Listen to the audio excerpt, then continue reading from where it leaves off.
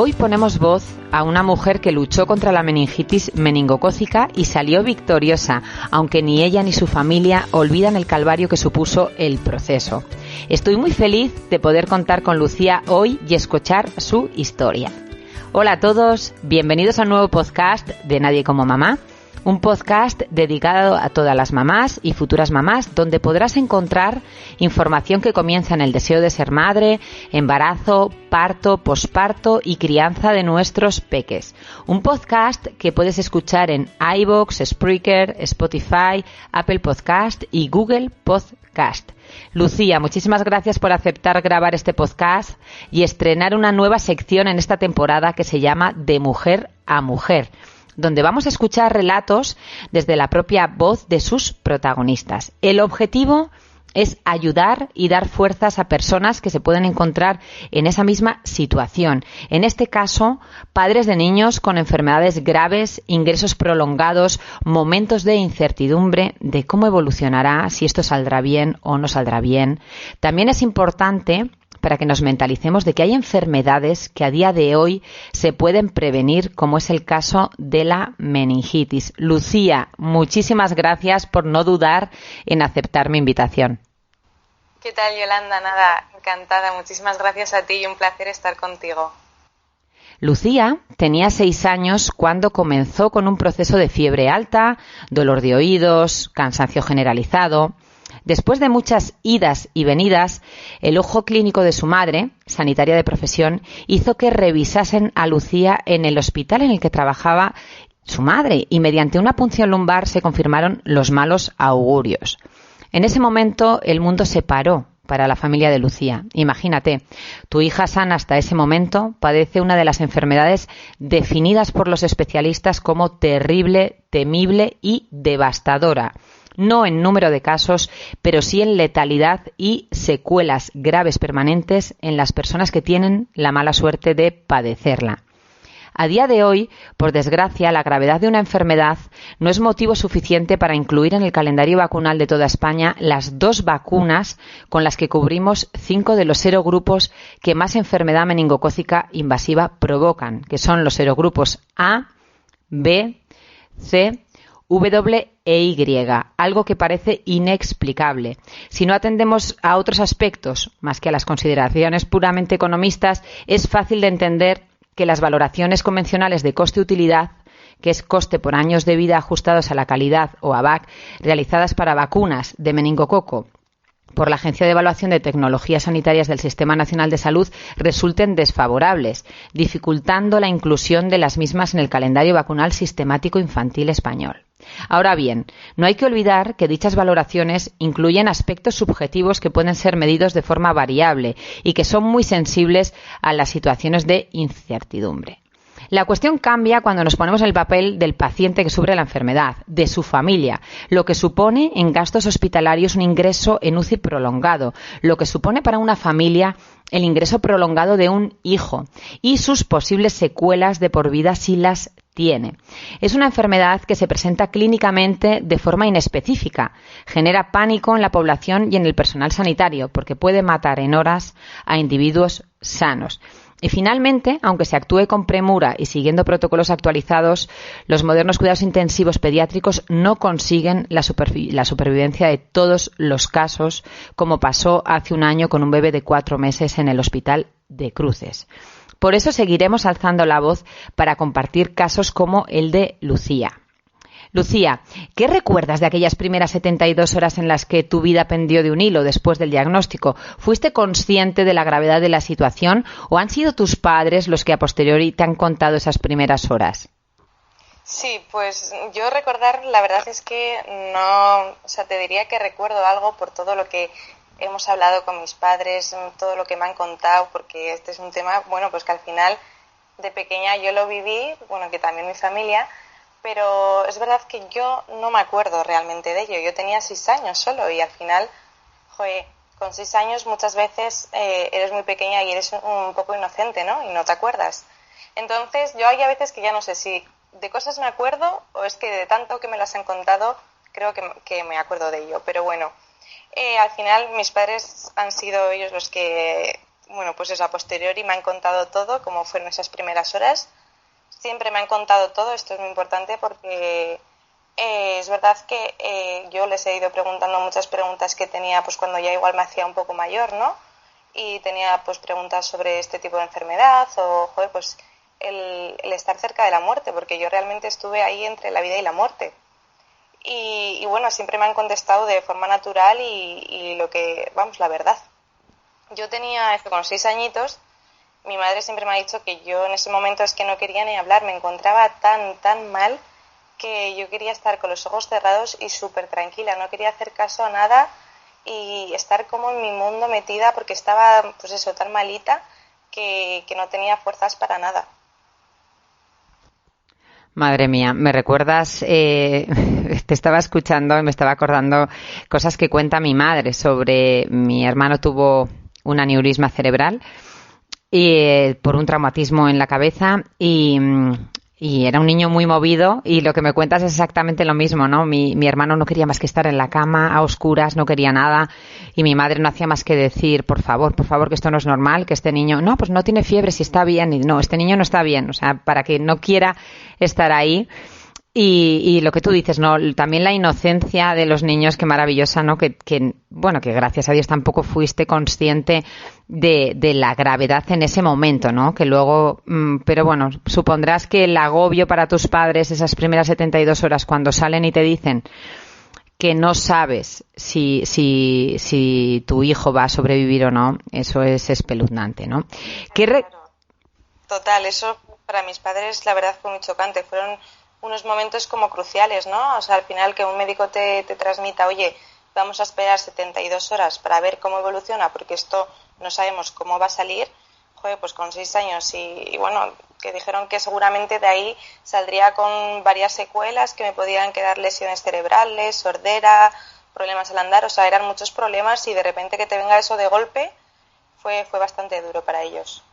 Sí, hombre, en ese momento ellos seguro que solo pensaron en que sobrevivieses, ¿no? Y todo lo demás de las secuelas a posteriori, pues evidentemente, además que son limitantes no solo para la persona que las padece, sino que cambia el organigrama familiar, ¿no? Si de repente tienes una persona dependiente por cualquier motivo.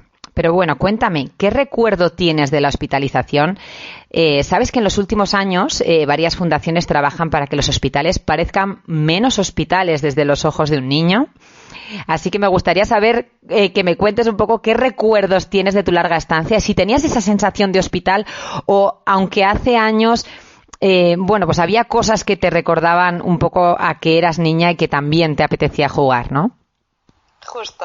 Sí. Vamos, ahora de primeras me alegro un montón que estén haciendo esta iniciativa, ¿no? Para niños pequeños yo creo que muy importante también que no se sientan en un sitio extraño, pues que al final con juegos o que hagan cosas diferentes para que los niños estén más a gusto y porque al final estar ingresado en un hospital es duro. Entonces, bueno, pues yo me acuerdo, para mí, claro, yo no iba al colegio, yo estuve un mes ingresada y el colegio, pues nada, no lo tenía. Entonces, la cosa es que yo en el hospital tenía clases, o sea, como si fuese el colegio, pero en el hospital. Yo me lo pasaba, vamos, me acuerdo que me divertía muchísimo con diferentes, vamos, allí había niños ingresados por diferentes causas. Nos juntábamos unos cuantos, jugábamos a juegos, me acuerdo en el ordenador bueno, es que yo tengo, vamos, un recuerdo con Pipo y las matemáticas, que es, vamos, con quien aprendí igual un poco sobre el tema de las matemáticas allí estando en el hospital y me lo pasaba pipa. La gente se portaba súper bien, las enfermeras también. Al final, un hospital, es que yo estuve una larga estancia, entonces también eso tienes que ir comiéndolo poco a poco, ¿no? En ese sentido.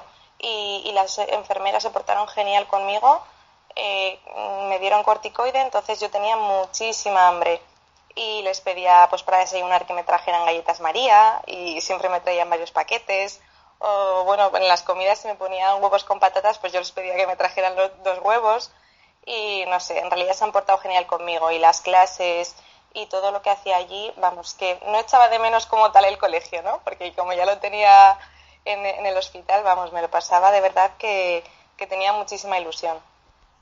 Sí, ese es el objetivo. Yo cuando trabajé en oncopediatría, al final, bueno, teníamos ingresos prolongados por oncología pediátrica y también por otros motivos, ¿no? Y desde luego nuestra prioridad absoluta era que los niños disfrutasen en la medida de lo posible, ¿no? A veces pues había tratamientos, había dolor, había que pinchar, había que hacer cosas que no se pueden evitar. Pero en lo que sí que podíamos trabajar es que no les faltase de nada para reírse, de juegos, de actividades, lo que tú dices, ¿no? Para aprender por un lado, pero por otro también para desconectar y olvidar por un momento que te encuentras en un sitio como ese. O sea que me alegro, Lucía, que lo consiguieran, contigo también, y que tengas esa sensación tan bonita también, ese recuerdo positivo, ¿no? De tu estancia en el hospital. Justo, ya te digo que es que yo no iba al colegio y para mí, vamos, me lo pasaba genial porque eso, además estábamos varios niños, ¿no? Pues lo que has comentado un poco tú ahora, que sí que teníamos pues nuestros pinchazos, cada uno con su enfermedad, pero el hacer también como una clase allí de gente que no conocías de nada y ponerte pues a dibujar, a pintar en el ordenador, vamos, nos divertíamos mogollón. Como he dicho antes, Lucía, poco se tiene en cuenta el problema logístico y laboral que supone un ingreso prolongado de un familiar, en este caso de un hijo. Cuéntanos, ¿cómo te han dicho tus padres que se organizaron? Porque además tú tienes un hermano, ¿verdad? O sea, que no eras hija única en ese momento, sino que había que dividirse e intentar llegar a todo, además de trabajar. Exacto, sí. Tengo un hermano que tiene 4 años más que yo. Entonces yo cuando tenía 6 añitos y estaba en el hospital, él nada, tenía 10 años. Entonces, pues bueno, mi madre es sanitaria y como has comentado antes, yo estaba en el hospital ingresada donde ella trabaja. Y lo que solíamos hacer pues era, ella entraba a trabajar a la mañana y más o menos salía pues a las 3 de la tarde, ¿no? Aproximadamente. Se duchaba en el propio hospital y venía directamente a mi habitación. Se quedaba hasta la hora de dormir. Y al día siguiente, pues nada, se vestía en mi cuarto, se duchaba y bajaba a su planta donde tenía que seguir trabajando.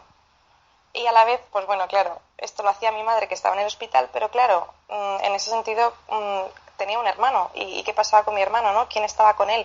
Pues mi padre era igual que se ocupaba un poco más de mi hermano, le tenía que llevar al colegio, estar con él en casa, ayudarle a hacer los deberes, pues como a un niño de 10 años, ¿no? Y al final que te tienes que preocupar también por tu vida. O sea, sí que es verdad que en ese momento se centraron como, mi niña pequeña está mala, ¿no? Está enferma y a ver si sale de aquí. Se centraron como mucho en mí, pero sin dejar también, tampoco de lado a mi hermano. Entonces, pues bueno, cuando sí que es verdad que a mi hermano le dejaba en el colegio y mi madre justo estaba trabajando, pues mi padre sí que venía al hospital a verme a mí y estar conmigo. Y bueno, y si no, también estaban por otro lado mis abuelos maternos, que bueno, cuando se enteraron de mi enfermedad, ellos estaban de vacaciones en Mallorca y vamos, vinieron lo antes posible para estar conmigo y también poder cuidarme. Pero bueno, de todas formas no podía venir mucha gente a verme porque bueno, no les dejaban, porque al final cualquier virus que entrase en esa habitación para mí podía ser mortal. Entonces, pues bueno, cuando entraban, por ejemplo, mis padres, tenían que entrar con mascarilla, gorro y bata. O sea, yo estaba aislada en una habitación individual. O sea, que es que ya te digo que eran visitas como muy, muy pocas y gente pues que ya ha estado conmigo y que venía muy protegida, porque si no, cualquier cosa que me trajeran ellos, para mí podía ser lo peor. Así que, vamos, que iba con muchísimo cuidado en ese aspecto. Sí, no, es todo ahora, ¿verdad? Como lo de la mascarilla, el gorro, la bata, no nos suena extraño. Antes solo nos lo poníamos cuando entrábamos con un paciente en aislamiento. Ahora ya es como nuestro nuevo uniforme, por desgracia, ¿no?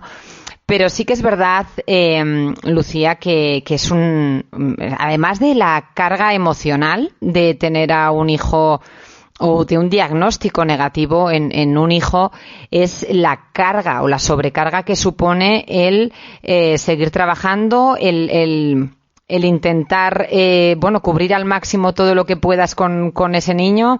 En fin, desde luego que bravo por tus padres, porque seguro que pasaron una temporada muy, muy complicada, que luego todo al final nos pasa factura en esta vida, ¿no? Pero que este tipo de cosas son las que no se tienen en cuenta a la hora de lo que hablábamos, ¿no? De los coste-utilidad, en el día a día de una familia. ¿Y cuántas familias, cuántas madres o cuántos padres han tenido que cambiar su trabajo, adaptar su trabajo, renunciar a su trabajo por secuelas importantes en sus hijos que impedían el hecho de que ellos siguiesen con una vida laboral normal? O sea, que esto es un tema muy complejo en el que, por desgracia, creo que no hay toda la ayuda, ¿no?, necesaria.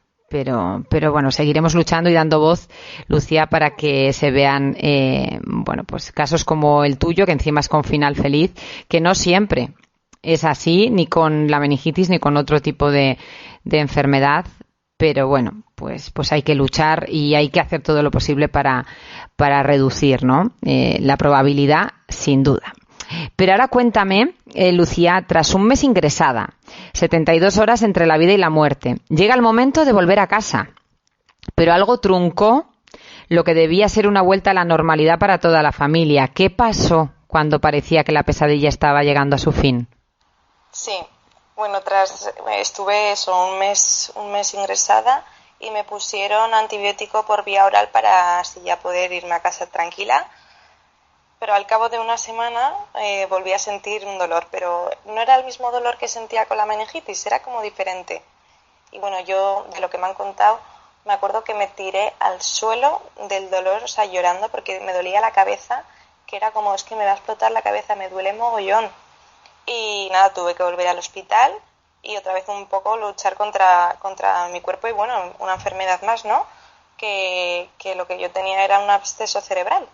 Entonces avisaron a un radiólogo para que estuviese preparado para hacerme un escáner urgente y es ahí cuando ya mis padres les dijeron, mira, otra vez está muy mal y ahora tiene un absceso cerebral y hay que ir poco a poco porque, claro, me querían, en ese momento ya hubo un poco de confusión, me querían hacer una trepanación para quitarme el pus que tenía en el cerebro, ¿no?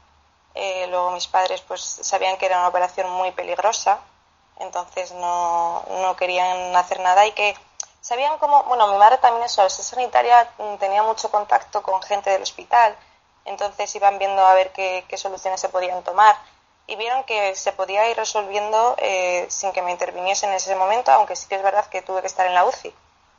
Entonces pasé el absceso cerebral y un año después, me hicieron una resonancia y no tenía ninguna cicatriz, es más, es que estaba perfecta, que parece mentira que pasé una meningitis y luego un absceso. Sí, qué difícil es. Yo a veces digo, Lucía, ahora cuando me pongo en el lugar de tu madre, qué malo es a veces saber. No sabes la de veces que he dicho, madre mía, que es mejor no saber y pensar que esto no puede pasar. Porque lo que dices, ¿no? Cuando alguien le dice, no, hay que hacer esto, y si no sabes las consecuencias que puede tener eso, no te planteas todo lo demás, ¿no? Pero los sanitarios a veces vamos como un paso por delante, ¿no? Que yo creo que es lo que le pasó a tu madre, decir, oye, si no es necesario, que no le toquen la cabeza. Eso es que fue así tal cual, o sea, por eso mi madre hablaba con muchas personas sanitarias del hospital, quería lo mejor para su hija, entonces, ¿qué era lo mejor para su hija? Pues hablar con todos, saber qué opinaba la gente, médicos que eran expertos, que decían, y nada, pues entre lo que tú dices, que como sabe demasiado, pues quería cuidar a su hija de la mejor manera y al final lo hizo. Pues mira, lo consiguió y lo bueno es que el final es feliz, porque a veces lo que dices, ¿no? Tienes que tomar una decisión ahora, ¿verdad? Años después está claro que acertó, pero la presión extra que a veces tenemos los sanitarios con respecto a una decisión de este tipo es complicada porque claro, no es un paciente cualquiera, ¿no? Es sangre de tu sangre y eso duele muchísimo más.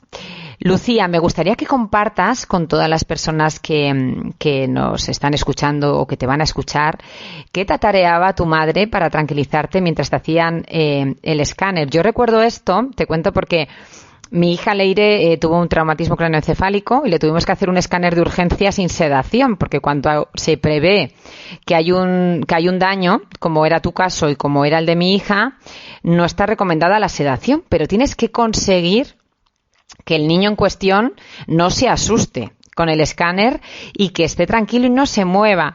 Cuéntanos, porque a mí me emocionó, porque yo he pasado, eso sí que lo he pasado, y claro, intentar que tu hija no te vea nerviosa, intentar tranquilizarla para que no se mueva, para que las imágenes que puedan captar sean suficientes para saber lo que está pasando. Es un momento también complicado. Sí, a mí, bueno, yo me acuerdo que de pequeña me encantaba Miliki y me relajaba un montón y yo lo cantaba muchísimas canciones de Miliki con mis padres y entonces pues bueno, mi madre me cantó una canción que era El barquito de cáscara de nuez que decía: navegar sin temor en el mar es lo mejor, no hay razón de ponerse a temblar, y si viene negra tempestad, reír y remar y cantar. Si es que me emociono ya, ahora que te lo canto. Bueno, Es una canción bonita. Yo sí que cada vez que la escucho me acuerdo del momento, porque sí que soy consciente de ese momento y no sé, me pongo nerviosa, o sea, me emociona un montón. bueno, es que es una canción muy bonita. A mí me gusta mucho. Lo viví sobre todo con mi sobrina, la hija mayor de mi hermano, que fue la época en la que sacaron los dibujos otra vez de Miliki, sacaban esta canción, etcétera, y bueno, tiene un significado brutal, ¿no? Que es a veces lo que echamos de menos en las canciones de los niños, con lo que tu madre acertó sin duda. Totalmente. O sea, al final en un momento en el que estamos mal, que bueno, pues que hay que navegar pues tranquila, ¿no? En plan, que no tengas miedo, estoy yo aquí, no te pongas ni a temblar ni nada, porque bueno, después de esto salimos, aunque veamos todo negro, salimos de ello y mira, nos reiremos, cantaremos, haremos de todo. Así que sí. Pues mira, y así fue. Lucía, después de todos estos años, ¿qué lecturas sacas de aquello que te tocó vivir siendo una niña y que os tocó vivir como familia, lo bueno y lo no tan bueno también? Bueno, yo era pequeña y bueno, eso no recuerdo mucho, pero creo que la vida es un paso que es muy importante y hay que vivirla bien. Y bueno, mi madre siempre me ha dicho que soy una superviviente, que después de haber vivido no una enfermedad, sino dos seguidas, joder, que soy una superviviente, que estuve a punto de morir y también pues ver ya cuando mis padres me lo cuentan, ¿no? El dolor en los ojos de ellos, se te remueve un poco los dolores, porque dices, joder, lo mal que lo tuvieron que pasar y lo que tuvieron que sufrir ellos, ¿no? También, porque al final no es algo que sufra yo solamente, que yo soy la que sufre la enfermedad, sino que para la familia también es muy duro, porque te cambian muchas cosas. Entonces, pues bueno, mis padres siempre están súper orgullosos, vamos, de que todo haya salido genial y que, vamos, me dicen que soy una superviviente y una valiente. Sin duda que lo eres y ellos también, porque pasar por lo que pasaron no es nada fácil. Para terminar, sabes que en la actualidad hay 2 vacunas que cubren los 5 serogrupos que más enfermedad meningocócica provocan. Por un lado está Bexsero, que cubre para meningo B, que se puede poner a partir de la 8ª semana de vida. Y por otro lado, Nimenrix, que es para meningococo ACWY, que se puede poner a partir de la 6ª semana de vida, pero que en la mayoría de comunidades autónomas de nuestro país no están financiadas. Después de lo que padeciste y padeció tu familia, ¿qué te gustaría compartir con nosotros al respecto de que haya una vacuna que pueda evitar eso? Sí, bueno, mi madre, al ser sanitaria, ha visto morir a muchos niños de meningitis, porque es verdad que ahora con las vacunas hay mucha menos cantidad de esta enfermedad, pero hace años era terrible. Y las secuelas también que podían dejar, ¿no? Estas enfermedades, porque son unas enfermedades que raramente acaban bien, ¿no? Entonces, que aparezcan vacunas sobre estas enfermedades que son graves realmente, para mí es un punto a favor de los avances en sí de la ciencia. Y yo creo que es que si se tiene oportunidad y se quiere vacunar antes de que te ocurra, pues eso, que tengas que vivir esta enfermedad que no sabes cómo va a terminar luego, vamos, hay que vacunarse sí o sí. Y también, bueno, a mí sí que es verdad que con mi familia unió muchísimo a la familia, ¿no? Esta enfermedad, y que una situación así también une para ver a esa persona, cuidar a esa persona, estar ayudándole de una manera. Entonces, pues bueno, sí que es verdad que no estén financiadas, pues me fastidia un poco. Pero bueno, esperemos que poco a poco, vayan viendo la importancia que tiene esto.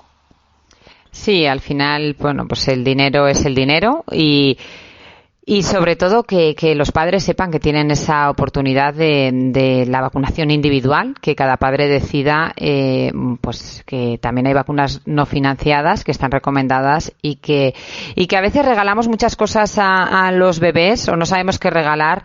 Y se puede regalar salud. Yo muchas veces digo, cuando me dicen, en vez de una maquita, que igual luego el niño ni estrena la maquita. Yo me acuerdo de la maquita que la pasé y mi hija yo creo que ni se había sentado en ella, ¿no?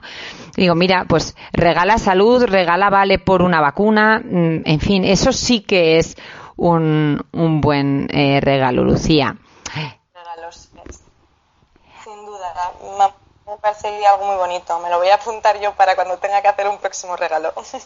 Sí, es una idea fantástica. Lucía, ¿hay algo más que quieras compartir con los oyentes? Es el momento, porque ya vamos a acabar. Si hay algo que se te haya quedado en el tintero que quieras compartir. Bueno, quería también animar mucho a las personas que sufren estas enfermedades u otras, que son momentos que se viven, que son muy duros, pero que al final, que salgan bien, es muy reconfortante. Y bueno, pues que hay que luchar en la vida, vamos, eso es lo primero, y que poco a poco se sale de todo y que, bueno, si se puede hacer algo para no conseguir tener una enfermedad y cuidarte, hay que hacerlo, porque después no sabes cómo va a ser el resultado final. Entonces, bueno, pues nada, que mucho ánimo a las personas que lo sufren, tanto ellos como las familias, que también es muy duro. Sí, esto deja una huella, ¿no? Sin duda en toda la familia, eso con un final feliz, ¿no? Cuando no es un final feliz, muchísimo más. Yo también mando toda la fuerza del mundo a todas esas familias que estén pasando ahora por un proceso complicado, con una enfermedad grave de alguno de sus miembros, que estamos aquí con ellos. Y bueno, quería darte las gracias, Lucía, por haber aceptado compartir también tu experiencia desde el otro lado y estrenar esta nueva sección de Mujer a Mujer, en el que vamos a ir hablando con diferentes personas que han vivido procesos complicados sin duda en su vida y que han salido fortalecidas de ello, porque al final, como bien has dicho, de todo lo malo siempre se saca alguna lectura positiva. Así que muchísimas gracias, Lucía, por estar hoy aquí en el podcast de Nadie como Mamá. Muchas gracias a ti, Yolanda. Ha sido un placer, de verdad. Y oye, recordar esto también me parece muy bonito, porque bueno, también a mí me salió bien, terminó bien, aunque fueron momentos cruciales en aquel momento, pero recordarlo me ha transmitido mucho. Me alegro muchísimo porque así es, ¿no? El objetivo es ahondar en el corazón de esas personas que han pasado por un proceso complicado y que puedan dar ese mensaje de aliento. Yo muchas veces digo que para poder ponerse en los zapatos de alguien, hemos tenido que pasar por un proceso parecido, ¿no? Esas personas son las que más pueden ayudar y en este caso me parecía vital tener a Lucía hoy aquí. Con esto acaba el primer podcast de esta nueva sección. Un abrazo enorme y el viernes que viene otro nuevo podcast.